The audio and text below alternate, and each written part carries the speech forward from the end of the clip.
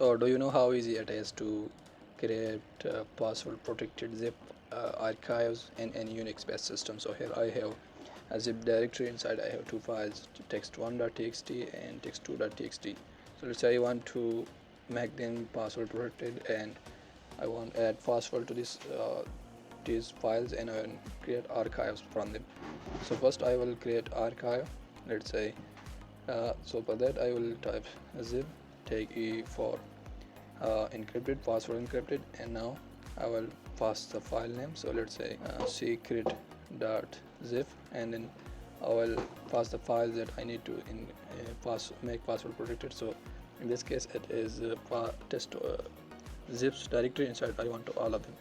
So if I hit it, now it says enter your password. So I will create password. I will confirm the password.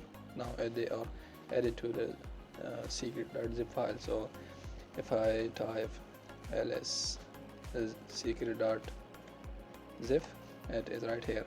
So now if I want to unzip this, I will need to enter a password. You can see if I type password, it says incorrect password. Now if I type correct password,